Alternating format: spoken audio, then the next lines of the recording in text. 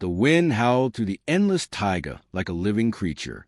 Snow drifted between the dark pine trees, covering old animal tracks and swallowing every sound except the groan of frozen branches. In the middle of that endless wilderness, Forester Viktor Sokolov adjusted the collar of his heavy coat and checked his compass for the third time. He had worked in the Siberian taiga for almost 20 years. He knew every trail, every river bend, every abandoned hunting cabin, and every dangerous rumor. But that morning, something felt wrong. The radio station in the ranger tower had received a strange signal during the night. It wasn't a voice. It wasn't even clear words. Just fragments of static and a metallic screech repeating every few minutes. Then silence. The signal came from a section of forest where no railway had existed for decades. At first, Victor assumed it was military interference. But then the old dispatcher whispered something that made his blood run cold. The signal sounded like a train frequency. That was impossible. The railway line crossing the northern taiga had been destroyed after the collapse of the Soviet Union. Most tracks had been removed years ago. Entire stations had disappeared under snow and moss. No train could possibly be there. Yet the signal continued, again and again. As the sun slowly disappeared behind gray clouds, Victor loaded fuel into his snow vehicle and headed north. He told nobody exactly where he was going, not because he was afraid, but because he didn't want the others laughing at him for chasing ghost stories. The deeper he traveled into the forest, the quieter the world became. No birds, no wolves, not even the sound of distant cracking ice. Only silence, a dead silence. Hours passed before Victor noticed something strange near the frozen riverbank. Metal. At first, he thought it was scrap from an old machine buried under snow. But as he brushed away layers of ice with his glove, he froze. Railroad tracks, rust-covered, ancient, but real. Victor stared at them in disbelief. The tracks stretched forward between the trees, like scars cut into the earth itself. "How is this possible?" he whispered. Official maps showed nothing here. No railway, no stations, nothing. Yet the tracks continued endlessly into the forest. His instincts told him to turn back. But curiosity is a dangerous thing in lonely places, especially in the taiga. So Victor followed the tracks. The snow became deeper, the trees thicker, and then the fog arrived. A dense white fog rolled silently through the forest, swallowing the path behind him. Even the engine of his snow vehicle sounded distant now. That was when he saw it. At first, it looked like a black mountain rising through the mist. Then came the shape of steel wheels, broken windows, and massive frozen carriages. A train, an enormous train, abandoned in the middle of nowhere. Victor stopped breathing for a second. The locomotive stood crooked on the tracks, covered in decades of snow and rust. Ice hung from its sides like giant teeth. The faded red paint was barely visible beneath layers of frost. No smoke, no lights, no movement. Yet something about it felt wrong. Too intact, as if it had arrived yesterday. He stepped closer carefully. The train seemed endless. Car after car disappeared into the fog behind it. No markings remained except for a nearly erased number painted near the front. D47. Victor had never heard of such a train. He climbed onto the frozen platform beside the locomotive and wiped ice from the cabin window. Inside, he saw something impossible. A cup of tea, still sitting on the control panel, not frozen solid. Fresh. Victor stumbled backward. His heart pounded violently. That made no sense. Temperatures had dropped below minus 30 degrees for weeks. Everything should have been frozen, but the tea inside the locomotive looked warm, as if someone had just left. Suddenly, clang, a metallic sound echoed somewhere deep inside the train. Victor spun around instantly. Silence. Then another sound, a slow creaking noise, like footsteps, coming from one of the rear carriages. The forester grabbed his flashlight from his belt. "Hello," he shouted. No answer, only the whisper of wind through the trees. Every survival instinct screamed at him to leave immediately. But Victor moved forward instead. One carriage door hung half open. Rust groaned as he pulled it wider. The smell inside hit him first. dust, oil, and something strangely sweet in the air. The flashlight beam revealed rows of wooden crates stacked to the ceiling, all untouched. No signs of looting, no animal nests, nothing. Each crate carried the same black symbol burned into the wood, a circle with 3 vertical lines through it. Victor didn't recognize it. He approached one crate carefully and brushed away decades of dirt. No labels, no company name, nothing explaining what the cargo was. He tried opening one. Locked. Every crate was sealed shut with thick iron clasps. Then he noticed something else. Footprints. Fresh footprints in the dust. Someone had been there recently. And judging by the size, barefoot, Victor's flashlight trembled slightly in his hand. The footprints led deeper into the train. One by one, he followed them to the narrow corridor connecting the carriages. The next wagon was empty except for old bunk beds attached to the walls. A transport carriage, military style. Blankets still rested on some beds. One cup sat overturned on the floor. Victor touched it, dry, but not dusty, as if someone had cleaned it recently. Then he found the journal. It lay beneath one of the bunks covered in dark stains. The pages were yellow with age. Most entries were unreadable, except the final sentence written shakily across the last page. We should never have opened car 9. Victor felt ice crawl up his spine. At that exact moment, a long whistle echoed through the forest, the sound of a train horn, loud, deep, and impossibly close. Victor nearly dropped the journal. The abandoned locomotive outside suddenly groaned like waking metal.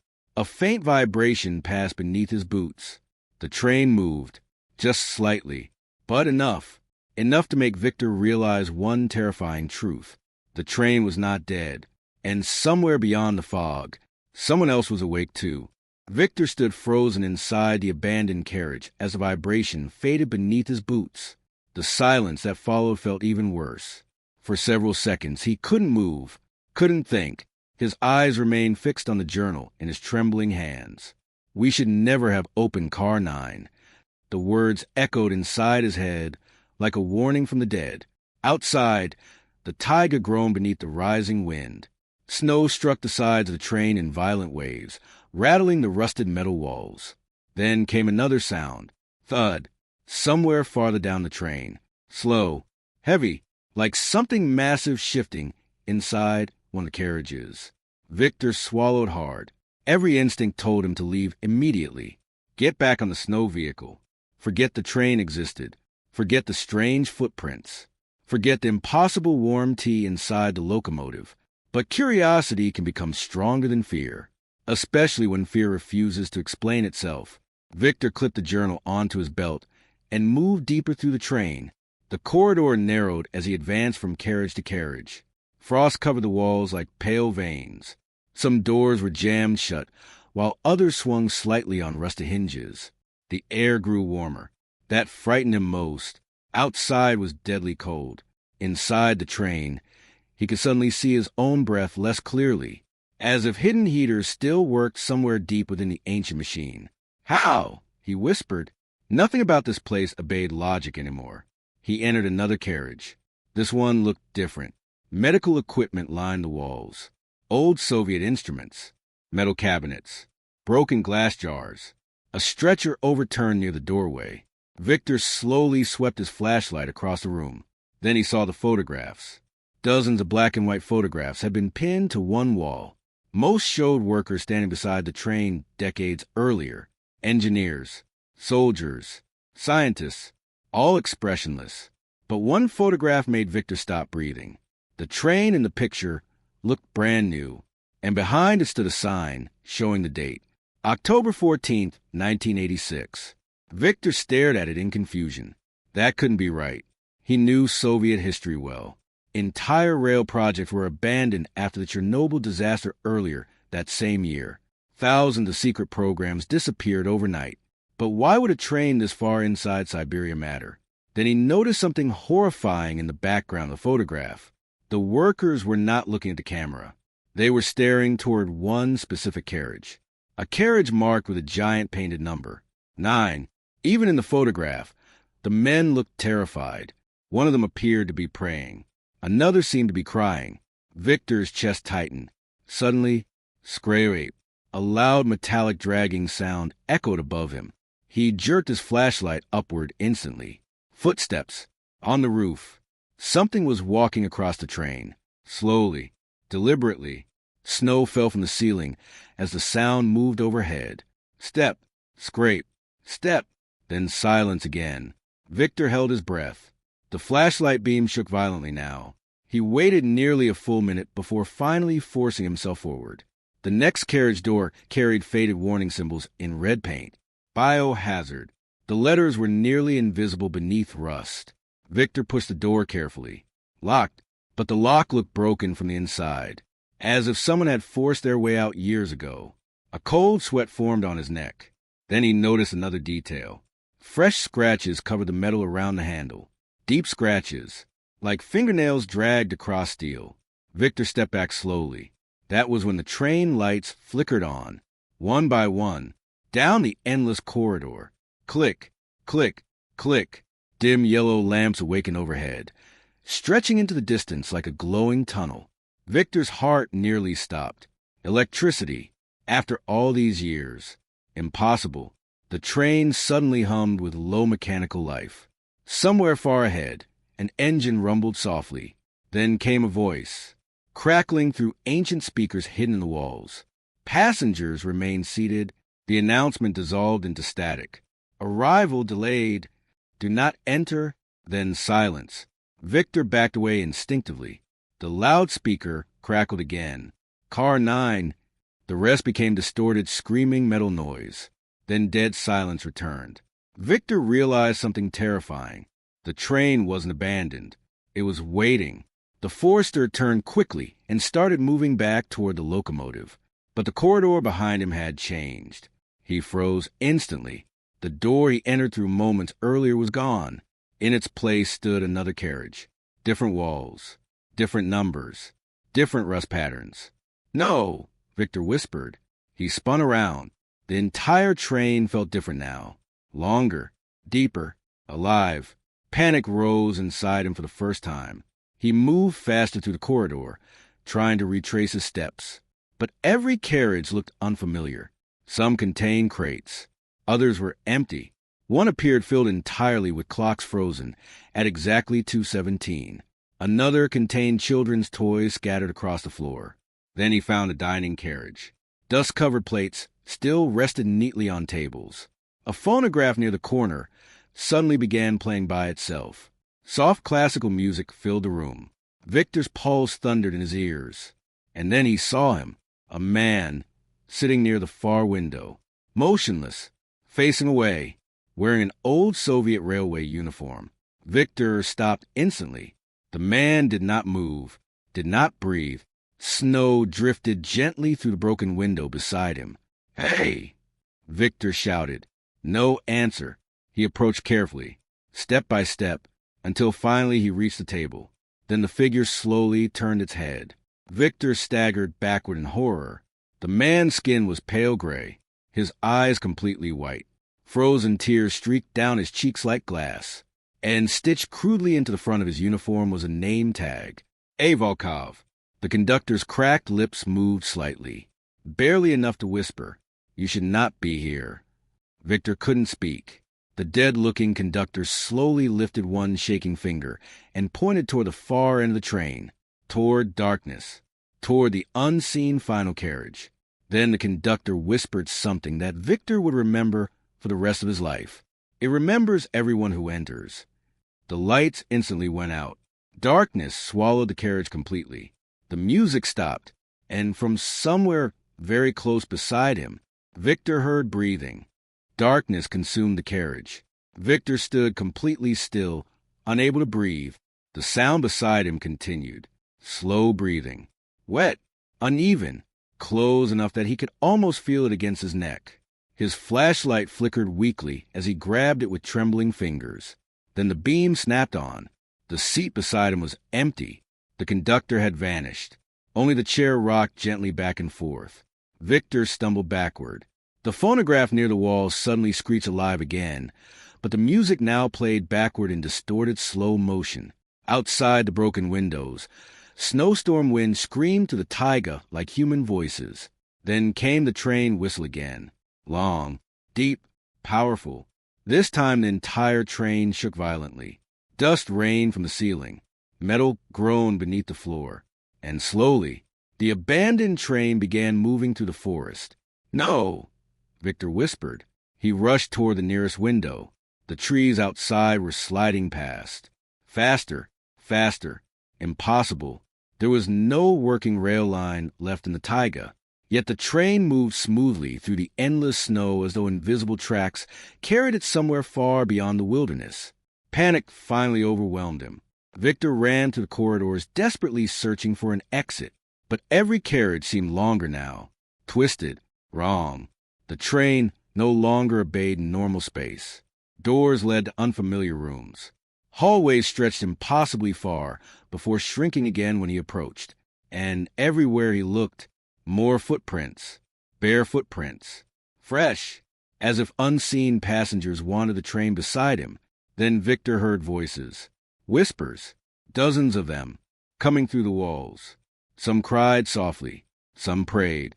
Others repeated strange numbers over and over again. 47, 47, 47. Victor covered his ears and pushed forward until he reached a heavy iron door at the far end of the corridor, painted across it in faded white letters. Car 9. The air around the door felt warm. Too warm. Steam drifted faintly from the cracks around the frame. Victor stared at it in terror. Every terrible feeling inside him screamed not to touch it. But then he noticed something attached beside the handle. A photograph, newer than the others. Color photograph, only a few years old. It showed 3 men standing beside the same train in modern winter clothing. Explorers. Search team, all smiling nervously at the camera. On the back, someone had written, "Only one returned." Victor slowly turned the photograph over again. One of the men looked horrifyingly familiar. The survivor, older now, bearded, but unmistakable. It was the old dispatcher from Victor's ranger station. Before Victor could process the realization, the door unlocked itself. Clunk. Slowly, car 9 opened inward. Warm air poured into the corridor. Not normal warmth. Breathing warmth. Like opening the mouth of some giant living creature. Victor raised a flashlight and stepped inside. The beam revealed something impossible. The carriage was enormous. Far larger than the train itself should physically allow. Rows of shelves stretched endlessly into darkness. Thousands of objects filled them. Suitcases, watches, children's shoes, military medals, photographs, books, eyeglasses, personal belongings stacked from floor to ceiling, like a museum built from lost lives. Victor walked deeper in stunned silence. Every object seemed carefully preserved, cataloged, remembered. Then he noticed the walls. Names had been scratched everywhere into steel. Hundreds, maybe thousands, some in Russian, others in languages he couldn't recognize. Dates stretched across decades. The train had been found before, again and again, and people had vanished every single time. Then Victor saw the center of the carriage. A single table stood beneath a dim yellow lamp, and sitting at that table was a little girl, maybe 8 years old, wearing an old winter coat, quietly drawing pictures with a pencil. Victor froze. The child looked up slowly. Her face was pale but calm. "You're late," she said softly. Victor's throat tightened. "How did you get here?" The girl ignored the question. Instead, she slid a drawing across the table toward him. Victor looked down. His blood turned cold instantly. The drawing showed him standing beside the train, exactly as he had arrived earlier that day. Every detail perfect, even the snow vehicle. "What is this?" he whispered. The girl continued drawing calmly. "Everyone draws before they leave." "Leave where?" She finally looked directly into his eyes and smiled sadly. "The train remembers people." Victor stepped backward. "No, I'm leaving now." "You can try," the girl replied quietly. Then she pointed behind him. Victor slowly turned around. The carriage door had disappeared. Only solid steel remained. No exit, no corridor, nothing. Panic exploded inside him. He rushed toward the wall, slamming his fist against the metal. Open! Nothing happened. The little girl kept drawing silently. Then Victor noticed another picture lying on the table beside her, a drawing of the conductor, A. Volkov, standing beside dozens of shadowy figures, all faceless, all staring outward, waiting. The girl finally spoke again. He was the first. Victor stared at her. The first what? The first passenger who stayed after the train chose him. The lamp above flickered violently. The whispers returned louder now, thousands of voices overlapping together inside the walls. Victor backed away slowly. Who are you? The girl stopped drawing. For the first time, fear appeared on her face. Very quietly, she answered, I don't remember anymore. Then every light inside Car 9 went black. The whispers became screams. The shelves around Victor began shaking violently as thousands of objects crashed onto the floor. And deep within the darkness, something enormous moved. Not human, not animal. Something ancient. Something that sounded like metal twisting underwater. Victor ran blindly through the darkness while the train roared around him. The floor trembled beneath his boots. The screams grew louder, and suddenly he saw moonlight ahead. An opening, a door. Victor threw himself toward it with everything he had. He crashed through the exit and rolled violently into deep snow outside. The freezing air hit his lungs like knives. Behind him, the black train continued moving silently through the forest. No smoke, no sparks, only endless carriages disappearing into white fog. Victor struggled to stand. Then he noticed something horrifying. The tracks beneath the train were vanishing as it passed, erasing themselves from existence. Car by car, the train faded deeper into blizzard until only the final carriage remained visible. And standing in the rear window was the little girl, watching him silently. Then the last carriage disappeared into the storm, gone, without a sound. By the time rescue teams found Victor 2 days later, he was nearly frozen to death beside an abandoned section of forest with no railway tracks anywhere nearby. Authorities searched the area for weeks. They found nothing. No train, no rails, no wreckage. Nothing except one strange object buried in the snow beside Victor's unconscious body. A perfectly preserved conductor's badge, stamped with the name, A. Volkov. To this day, Victor refuses to speak publicly about what happened in the Taiga. He retired from forestry 1 year later and moved far away from Siberia. But according to the old dispatcher at the ranger station, Victor still wakes up screaming some nights, repeating the same sentence over and over again. There were passengers in Car 9. Then he whispers something even stranger, something nobody has ever been able to explain. They were still arriving.